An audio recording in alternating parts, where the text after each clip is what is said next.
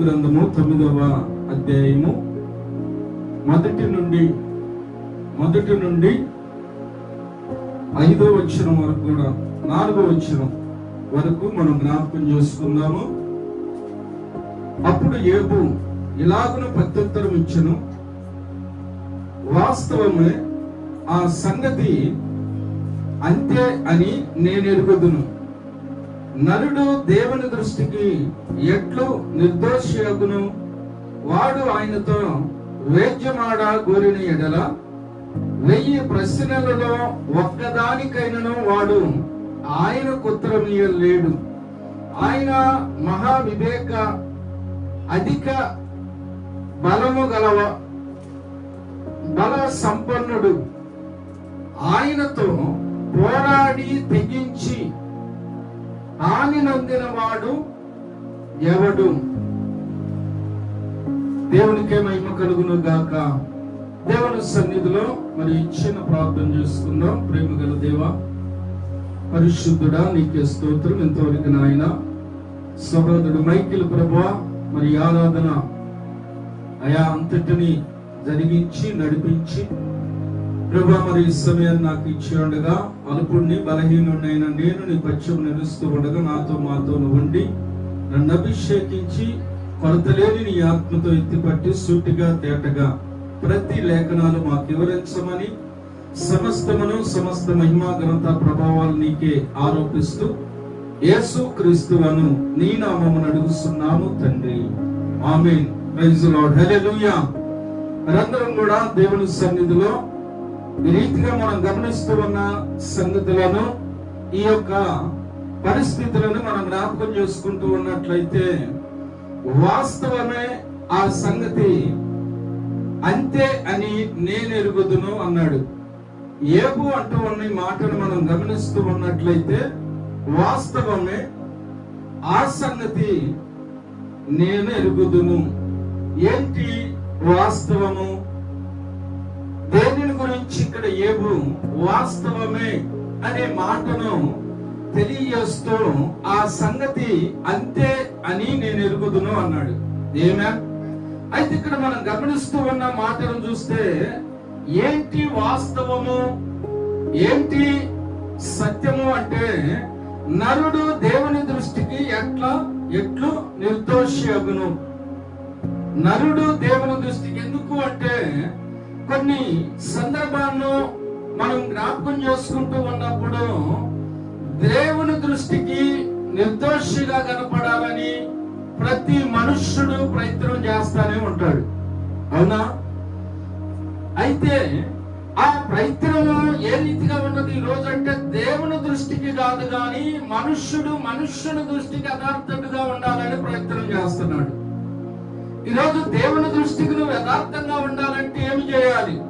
దేవుని యొక్క సన్నిధిలో ఎందుకు ఆయన అంటూ ఉన్నాడు కదా, వాడు ఆయనతో వేద్యమాడగోరిన ఎడల 1000 ప్రశ్నలలో ఒక్కదానికైనను వాడు ఆయనకు ఉత్తరమియ్యలేడు. ఏమంటూ ఉన్నాడు ఇక్కడ? దేవునితో ఈరోజు మనం గమనిస్తున్న వాడు ఆయనతో వేద్యమాడగోరిన ఎడల 1000 ప్రశ్నలలో ఒక్కదానికైనను సమాధానం ఇయ్యలేడు, అంటే ప్రత్యుత్తరం ఇవ్వలేడని యోబు తెలియజేస్తూ ఉన్నాడు. ఈరోజు దేవుని సన్నిధిలో ఉన్న మనము, దేవునితో నడుస్తూ ఉన్న మనము, నరుడు దేవుని దృష్టికి ఎట్లు నిర్దోషియగుననే మాటను మనం తీసుకొని ఈరోజు దేవుని సన్నిధిలో ముందుకి కొనసాగడానికి దేవుడి సమయాన్ని మనకు ఇచ్చాడు. హల్లెలూయా. అందుకే మనం గమనిస్తూ ఉన్నాము. హెస్కేల్ గ్రంథానికి మనం వెళ్దాం ఒకసారి. హెస్కేల్ గ్రంథానికి మనం వెళ్ళినట్లయితే ఇక్కడ దేవుని సన్నిధిలో ఒక మాటను మనం జ్ఞాపకం చేసుకొని మరలా చదవబడిన లేఖనం కాడికి వద్దాం. హెస్కేల్ గ్రంథము 18వ అధ్యాయము ఒకసారి చూడండి. 9వ వచనం నుండి మనం జ్ఞాపకం చేసుకుందాము. 9వ వచనం నుండి కొన్ని మాటలు ఇక్కడ మనం చూద్దాము. ఏమంటూ ఉన్నాడు? యథార్థపరుడై నా కట్టడలను గైకొనుచు నా నిధులను అనుసరించుచుండిన ఎడల వాడే నిర్దోషి అగును, నిజముగా వాడు బ్రతుకును. ఇదే ప్రభు అయిన యెహోవా వాక్కు. దేవునికే మహిమ కలుగును గాక. ఈరోజు మనం చూడగలుగుతున్న ఈ మాటల్లో హెస్కేలు ప్రవక్త తెలియజేస్తూ ఉన్నాడు. దేవుని చేత బోధింపబడిన వాడై దేవుని యొక్క మాటలను ఇశ్రాయేలు ప్రజలకు తెలియజేస్తూ ఉన్న శ్రేష్టమైన మాటలు ఏంటి అంటే, ఇక్కడ మనం చూస్తూ ఉన్నాం కదా, యథార్థపరుడై నా కట్టడలను గైకొనుసు నా విధులను అనుసరించుచుండిన యెడల వాడే నిర్దోషియగును, నిజముగా వాడు బ్రతుకును. ఇదే ప్రభు అయిన యెహోవా వాక్కు. దేవుని సన్నిధిలో మనము బ్రతకాలి లేదా నిర్దోషులుగా ఉండాలి అంటే ఏం చేయాలంట? మనము కనిపించాలి అని పరిశుద్ధులుగా ఉండాలి లేదా నీతిమంతుడుగా మనము అనుకోవాలని ప్రయాసపడితే మనము నీతిమంతులముగాము, యథార్థవంతులముగాము, ఇంకా చెప్పాలంటే నిర్దోషులముగాము. ఈరోజు దేవుని యొక్క వాక్యాన్ని మనం గమనిస్తూ ఉన్నాము. దేవుడు వాక్యము ద్వారా నీతో నాతో మాట్లాడుతూ ఉన్న దేవుడు. అయితే ఆయన ఏం తెలియజేస్తూ ఉన్నాడు, ఏ సంగతుల గురించి మనతో మాట్లాడుతూ ఉన్నాడంటే మన యొక్క ప్రవర్తన విధానము కాదు, కానీ మన యొక్క భక్తి జీవితము పరిపూర్ణమై ఉన్నది. ఏమేన్ ఆమెన్ చెబుతారా? మన యొక్క భక్తి జీవితం పరిపూర్ణమై ఉన్నది. మనము ఆయన అంటూ ఉన్నాడు కదా, నా కట్టడలను గైకొనుసు నా విధులను అనుసరించుచుండిన యెడల. ఒకటి గైకొని వాటిని మనం అనుసరించినప్పుడు వాడే నిర్దోషియగును అన్నాడు. నిర్దోషి అగుట మాత్రమే కాదు గాని ఆ వ్యక్తి మనలా బ్రతుకును అంటూ ఉన్నాడు. హల్లెలూయా. ఈరోజు దేవుని సన్నిధిలో మనము యేసు క్రీస్తుని మన సొంత రక్షకుడిగా మనం అంగీకరించి మన యొక్క విమోచకుడిగా మనము విశ్వసించి ఆ మారు మనస్సు పొంది యేసు క్రీస్తు రక్తములో కడగబడటానికి గల కారణము ఉద్దేశం ఏంటంటే, రెండో మరణం అనేది ఒకటి ఉన్నది మనకి. దాని నుండి మనము తప్పించబడి బ్రతకడానికి, దాని నుండి తప్పించబడి మనం బ్రతకాలి అంటే ఇక్కడ మనం చూస్తూ ఉన్నాం కదా, కట్టడలను అనుసరించాలి, అవునా, వాటిని గైకొనాలి, విధులను అనుసరించు మన యొక్క ప్రయాణమును మనం కొనసాగించినప్పుడు వాడే నిర్దోషియగుననే మాటని ఇక్కడ మనం చూస్తూ ఉన్నాం. ఈరోజు దేవుని మనకు తెలియజేస్తూ ఉన్నాడు. మన యొక్క భక్తి జీవితంలో వాక్యమైన దేవుని యెడల మనము కలిగి ఉంటామన్న విశ్వాసం పరిపూర్ణం కావాలి. పరిపూర్ణము కాకుండా దేవుని యొక్క ఆత్మ మనలో లేకుండా మనము దేవునికి ఇష్టమై ఉండుట అసాధ్యము.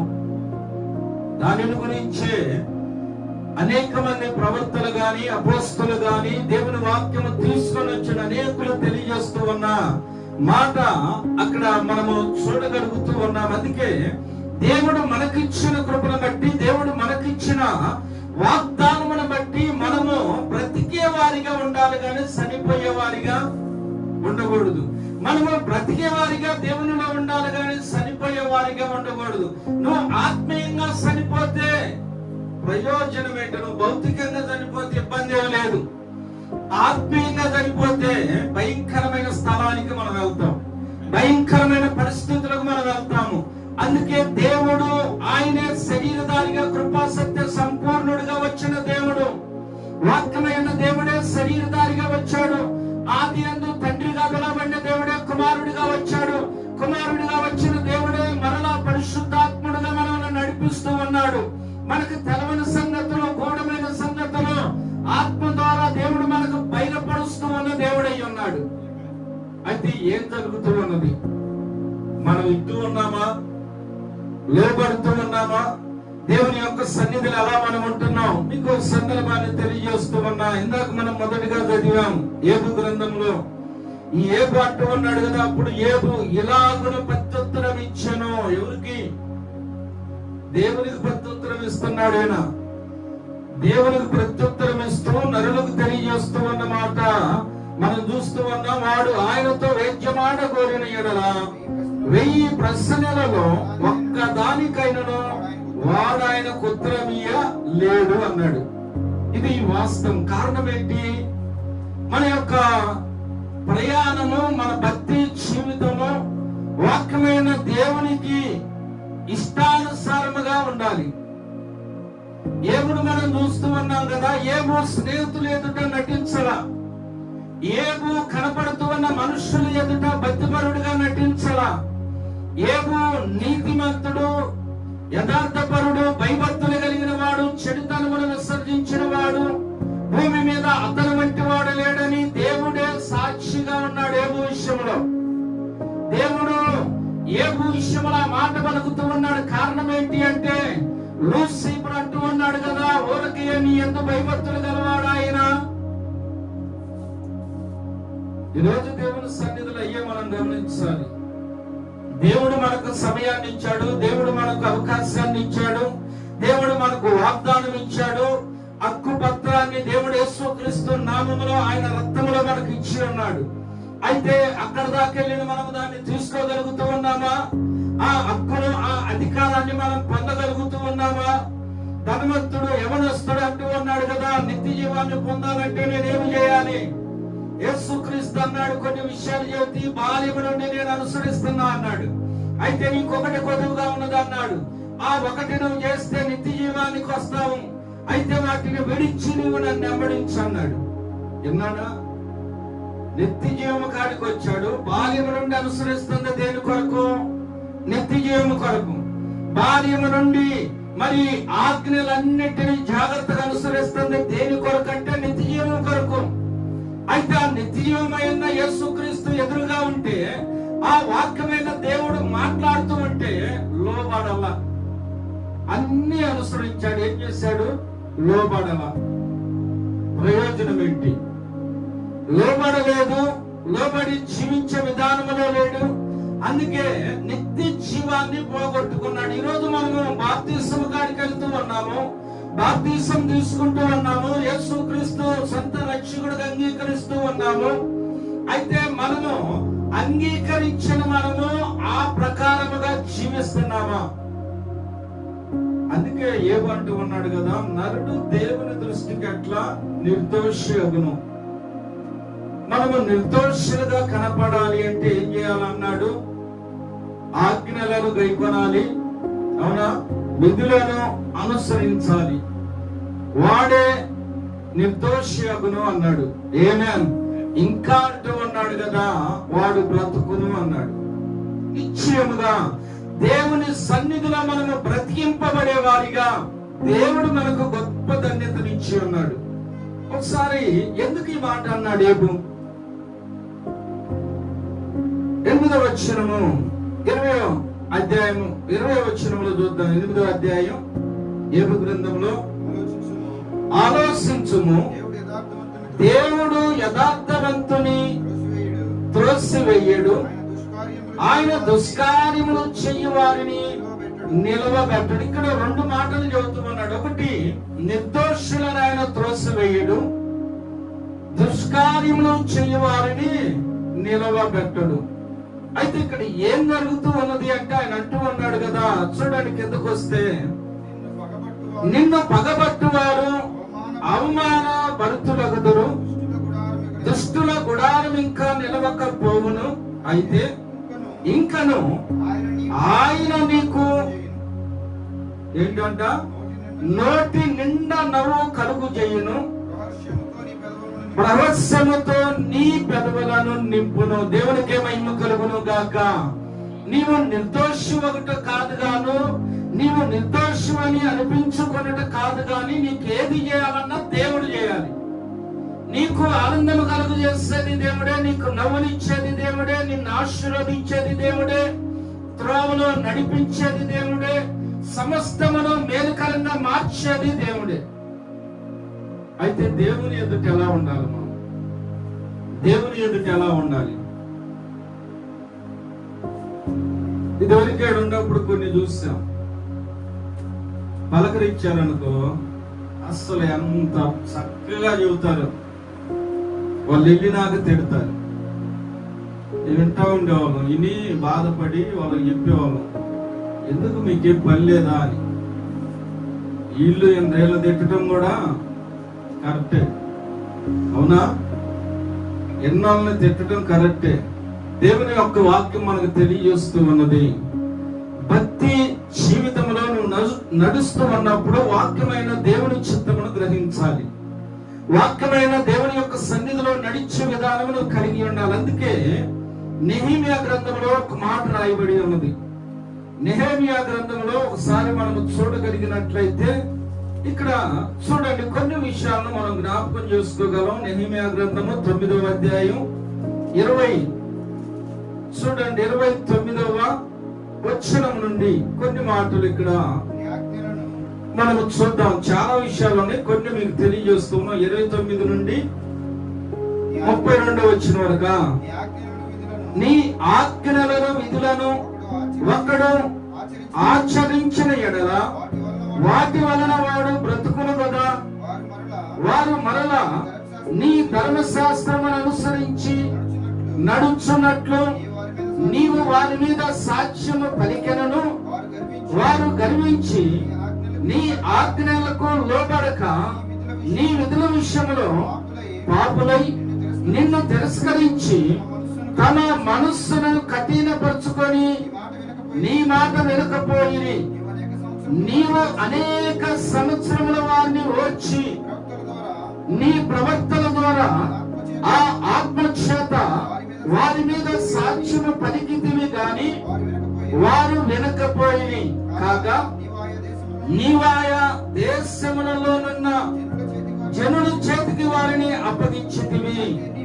అయితే నీవు మహా ఉపకారివయ్యుండి వారిని బొత్తిగా నాశనము చేయకయు విడిచిపెట్టకయు ఉంటివి. నిజముగా నీవు కృపా కనికరము గల దేవుడు అయ్యున్నావు. చేసిన నిబంధనను నిలుపుసు కృప చూపినట్టి మహాపరాక్రమశాలియు భయంకరుడు నగు మా దేవా, ఆషూరు రాజుల దినములు మొదలుకొని ఈ దినముల వరకు మా మీదికి మా రాజుల మీదకి ప్రధానుల మీదకి మా పితరుల మీదకి జనులందరి మీదకి వచ్చిన శ్రమంతియు నీ దృష్టికి అల్పముగా ఉండును గాక. దేవునికి మహిమ కలుగును గాక. ఏమంటూ ఉన్నాడు ఇక్కడ నెహెమ్యా దేవుని సన్నిధిలో మరి వేదన కలిగిన వ్యక్తిగాను, పాడైన యెరూషలేము యొక్క మరి గోడల యొక్క కట్టడాల విషయంలో రాజు కాడ మనవి చేసి మరి అది కట్టుకోవటానికి పర్మిషన్ తీసుకొని వెళ్ళిన వ్యక్తిగాను చూస్తా ఉన్నాం. ప్రజల విషయంలో దేవునికి మొరపెట్టేవాడు, ప్రజల విషయంలో దేవుణ్ణి బతిమలాడిన వాడు నెహెమ్యా. ఈరోజు దేవుని యొక్క సన్నిధిలో మనము గమనిస్తూ ఉన్న కొన్ని మాటలను చూడగలుగుతూ ఉంటే ఇక్కడ అంటూ ఉన్నాడు కదా, నీ ఆజ్ఞలను విధులను ఒకడు ఆచరించిన ఎడల వాటి వలన వాడు బ్రతుకును. ఏమంటూ ఉన్నాడు? విధులను ఆజ్ఞలను ఆచరించిన ఎడల వాడు బ్రతుకును. ఈరోజు దేవుని సన్నిధిలో ఎందుకు మనము దేవుని వాక్యం వినాలి? దేవుని యొక్క సన్నిధిలో వాక్యమైన దేవునికి లోబడాలి. దేవుని చిత్తమును వెతికి ఆయన యొక్క మార్గములు ఎందుకు నడవాలంటే మనం బ్రతకాలని, మనము బ్రతికించబడాలి. ఒకరోజు త్రోసివేయబడకూడదు, సోమరివైన చెడ్డదాసుడని పిలువబడకూడదు. కానీ మనము ఆయన సన్నిధిలో ఏ రీతిగా ఉండాలి అంటే నమ్మకమైన మంచి దాసుడని పిలువబడే రీతిగా మనం ఉండాలి. దాని నిమిత్తమే యేసుక్రీస్తు లోకానికి వచ్చాడు. అందుకే ఆయన ఎన్నిక లేని మనల్ని ఎన్నుకున్నాడు. ఆయన ప్రత్యేకపరిచిన దేవుడై ఉన్నాడు. మనకు వాగ్దానం అంటే నిబంధన ఇచ్చిన దేవుడు. మనం వాగ్దానం లేని వారము కాదు, మనము నిబంధన లేని వారము కాదు. మనము అన్ని విషయాల్లో దేవుని యొక్క చిత్తమును కలిగి నడవటానికి మనకు మరి కాపరిగా ఉన్నది మన దేవుడే. అయితే దేనిని బట్టి మనము దేవుని సన్నిధిలో దేవునికి ఇష్టలుగా ఉండాలి. దావీదు కూడా ఒక మాట అన్నాడు, దావీదు కూడా ఒక మాట తెలియజేస్తూ ఉన్నాడు. ఇక్కడ నెహెమ్యా తెలియజేస్తాడు, అలాగనే ఏబు చెప్పాడు, ఎస్కేలు కూడా చెప్పాడు. ఇక్కడ దావీదు కూడా ఒక మాట అంటూ ఉన్నాడు. చూడండి 22వ కీర్తన, దావీదు కీర్తన 22 చూడండి ఒకసారి. ఆ మాటను కూడా మనం జ్ఞాపకం చేసుకుందాం. 22వ దావీదు కీర్తన 26 వచనం నుండి 28వ వచనం వరకు. ఎవరంట? దీనులు భోజనము చేసి తృప్తి పొందెదరు, యెహోవాను వెతుకువారు ఆయనను స్తుతించెదరు. ఇక్కడ ఓ మాట ఆయన అంటూ ఉన్నాడు, దీనులు భోజనం చేసి తృప్తి పొందుదురు. ఎందుకు అంటే వాళ్ళకి భోజనం యొక్క అవసరత చాలా ప్రాముఖ్యమై ఉన్నది. అందుకే వారు భోజనం చేసినప్పుడు ఏం చేస్తారంట? తృప్తి పొందుదురు. అయితే కింద వచ్చిన అంటూ ఉన్నాడు, యెహోవాను వెతుకువారు ఆయనను స్తుతించెదరు, మీ హృదయములో తెప్పరిల్లి నిత్యము బ్రతుకును. ఎవరి హృదయాలంట? యెహోవాను వెతుకువారు ఆయనను స్తుతించెదరు గనక వాళ్ళ హృదయాలు ఏమంటూ ఉన్నాడు? మీ హృదయములు తెప్పరిల్లి నిత్యము బ్రతుకును. భూదిగంతముల నివాసులందరూ జ్ఞాపకము చేసుకొని యెహోవా తట్టు తిరిగెదరు. అన్ని జనులు వంశస్థులందరూ నీ సన్నిధిని నమస్కారము చేసేదరు. ఎప్పుడు మనము దేవునితో ఉండి దేవుణ్ణి ఎతికి దేవుణ్ణి స్తుతిస్తూ మనము తెప్పరిల్లి మనము బ్రతుకుతూ ఉన్న ఆ విధానమును అనేకులు చూసినప్పుడు ఏం చేస్తారంట? భూదిగంతముల నివాసులందరూ జ్ఞాపకము చేసుకొని యెహోవా తట్టు తిరిగెదరు అన్నాడు. ఆయన తట్టు తిరిగినప్పుడు ఏం జరుగుతూ ఉన్నది? అక్కడ దేవుడు కృప కలిగిన వాడు, కనికరము కలిగిన వాడు, ఆయన ఎంతో ప్రేమ కలిగిన దేవుడు. అందుకే ఆయన యుద్ధకు వచ్చు వారిని ఆయన ఎంత మాత్రమును త్రోసివేసే దేవుడు కాదు.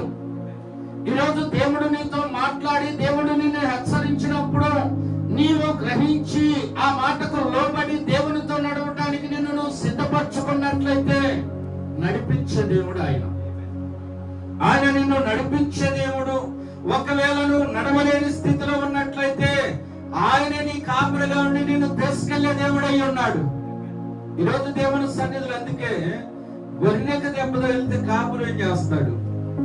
అది నడవలేని స్థితిలో ఉన్నప్పుడు ఏం చేస్తాడు? కాపురి ముసుగుల మీద ఎక్కించుకొని దాన్ని మోసుకుంటూ వెళ్ళే కాపురి దాన్ని వదిలిపెట్టి వెళ్తాడా? వెళ్ళడు. కారణం ఏంటి అంటే దాన్ని ప్రేమిస్తూ ఉన్నాడు. హల్లెలూయా. ఈరోజు దేవుని సన్నిధిలో మనం చూస్తున్నాం, కాపురు ఎందుకు మందను గాయటానికి వచ్చాడంటే ఆ గొర్రెలను క్షేమంగా మేపటానికి. అందుకే దావీదు గొర్రెల విషయంలో ఎలాంటి శ్రద్ధ కలిగి ఉన్నాడంటే ఎలుక బట్టిని గాని సింహాన్ని గాని మనము చూడగలిగినట్లయితే గొర్రెకి దేనికి దెబ్బతారకుండా వాటితో పోరాడిన వ్యక్తిగా ఉన్నాడు. అయితే ఈ రోజు మనకున్న పోరాటము అపవాదితో, అంధకార సైన్య సమూహంతో మన పోరాటం ఉన్నది. మనము విశ్వాసములో పోరాడాలి, భౌతికంగా పోరాడాలి. మనము విశ్వాస సహితమైన పోరాటములో ఉండాలి, భౌతికమైన పోరాటములో ఉండాలి. అయితే వాక్యమైన దేవునిని కలిగి మనం ఆ పోరాటములు ఉన్నప్పుడు దేవుడు గొప్ప జయాన్ని ఇస్తాడు. నీవు విశ్వాస సహితమైన నీ పోరాటము దేవుని యొక్క సన్నిధులను కలిగి ఉన్నప్పుడు దేవుడు నీకు జయాన్ని ఇస్తాడు. జయించిన విజయము మన విశ్వాసమే అన్నాడు. ఏమే నువ్వు జయించాలంటే మొదట నీకు విశ్వాసం ఉండాలి. అది నేను చేయగలననే ఆ విశ్వాసం నమ్మకత్వమును కలిగి ఉన్నప్పుడు నిశ్చయముగా దాన్ని దేవుడు నీ ద్వారా జరిగించడానికి సిద్ధంగా ఉన్నాడు. అయితే దానిని మనము చేయటానికి సిద్ధంగా ఉన్నామా? సామెతల్లో ఉన్నది కదా ఒక మాట, సామెతల్లో చూద్దాం ఒకసారి. 19వ అధ్యాయం 23వ వచనంలో ఒక మాట ఉన్నది. ఏమంటూ ఉన్నాడు ఇక్కడ? యెహోవా యందు భయభక్తులు కలిగి ఉండుట జీవ సాధనము, అది కలిగిన వాడు తృప్తుడై అపాయము లేకుండా బ్రతుకును. ఎలా బ్రతుకుతాడంట? యెహోవా యందు భయభక్తులు కలిగి ఉండుట జీవ సాధనము అన్నాడు. ఆమేన్. ఎలా ఉంటాడంట ఆ వ్యక్తి? మనం చూస్తూ ఉన్నాం కదా, అది కలిగిన వాడు. తృప్తుడై ఏమంటూ ఉన్నాడు, అపాయము లేకుండా, ఏ భయము లేకుండా. అయితే ఈ మాట చూస్తున్నప్పుడు అపోస్తలు మనకు గుర్తొస్తారు. అపోస్తలు ఈ స్థితి కలిగి ఉన్నారు గనక వాళ్ళు అతసాక్షులుగా చంపబడ్డప్పుడు ఏ విషయంలో కూడా వాళ్ళు భయపడలా. ఇంకా చెప్పాలంటే చంపే వాళ్ళకి సలహాలు ఇచ్చారు వాళ్ళు. అయ్యా మమ్మల్ని ఇలా వద్దు, ఇలా చంపండి, ఇలా చేయండి, మేము ఇలా చేపట్టడానికి కరుణం కాదు కనుక మమ్మల్ని అలా వద్దు, ఇలా సిలువేయొద్దు, ఇలా చేయండి అని మరి సలహాలు ఇచ్చి సైతము ప్రాణము విడిచిన వారై ఉన్నారు. దేనిని బట్టి వాళ్ళు యెహోవా యందు భయభక్తులు కలిగి ఉండుట ఏంటంట, జీవ సాధనము. ఆ జీవ సాధనమునాలు కలిగి ఉన్నారు, ఆ జీవ మార్గమునాలు కలిగి ఉన్నారు, వాక్యమైన దేవుణ్ణాలు కలిగి ఉన్నారు కనుక ప్రాణమునైనను వాళ్ళు లెక్క చేయాల. యేసుక్రీస్తు మాట అన్నాడు, ఒకడు ప్రాణము కాపాడుకుంటే, ప్రాణము కాపాడుకొని జీవాన్ని బాగొట్టుకుంటూ వాడికి ఏమైనా ప్రయోజనమా? ఒకడు రెండు కన్ను కలిగి నరకంలో పడవేయబట్టు కంటే అభ్యంతరపరిచిన కన్నును తీసివేసి పరలోక రాజ్యములు ఉండటానికి మేలు అన్నాడు. ఇలాగ ఆయన అనేక విషయాలు తెలియజేస్తూ ఉన్నాడు. దేవుని సన్నిధిలో మనము భక్తి జీవితంలో దేవుని యొక్క రాజ్యము కొరకైన మన యొక్క ప్రయాణమును పరిపూర్ణముగా కొనసాగించుటకు దేవుడు మన విషయంలో కృప కలిగి ఉన్నాడు. అందుకే కృప కలిగిన దేవుడు మనల్ని విడిచిపెట్టలేదు. కృప కలిగిన దేవుడు మనల్ని ఏ విషయంలో కూడా త్రోసివేయలేదు, కానీ ఆయన మనల్ని ఆదరించాడు, ప్రేమించాడు గనక ఆయనే శరీరధారిగా వచ్చాడు. శరీరధారిగా వచ్చిన దేవుడే నీతో నాతో ఉండి మనల్ని నడిపిస్తూ ఉన్నాడు. ఈరోజు దేవుని యొక్క వాక్యములు మనం చూస్తున్నాం. ప్రసంగిలో ఉన్న మాట, ఆ మాట చదివి నేను ముగిస్తాను. ప్రసంగి గ్రంథంలో చూడండి, 3వ అధ్యాయం 12వ వచనము. ప్రసంగి, కావున సంతోషంగా నుండుట కంటే 3వ అధ్యాయం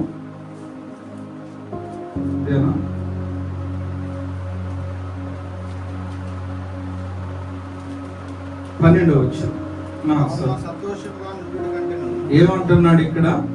కావున సంతోషముగా ఉండుట కంటేను తమ బ్రతుకును సుఖముగా వెళ్ళబుచ్చుట కంటేను శ్రేష్టమైనది ఏది నరులకు లేదని నేను తెలుసుకుంటేని. ఏం తెలుసుకున్నాడంటేనా?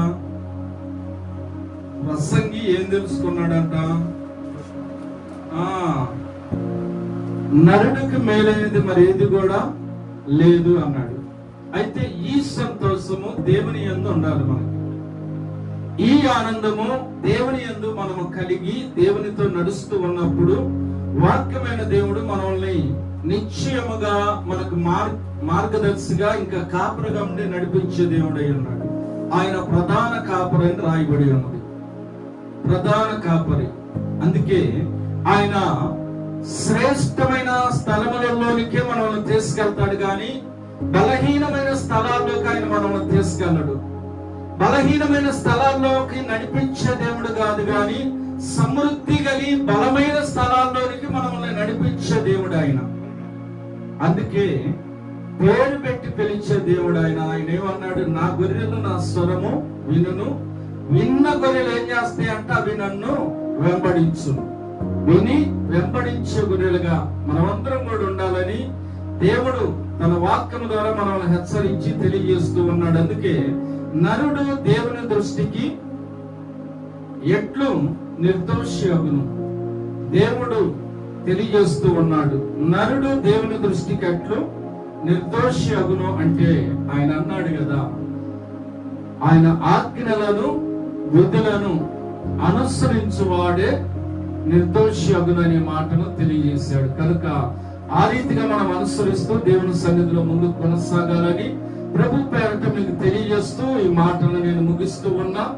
God bless you. దేవుడు మిమ్మల్ని అందరినీ కూడా దీవించి ఆశీర్వదించును గాక. మీ అందరూ కూడా యేసుక్రీస్తు నామములో శుభములు. మరి అలాగనే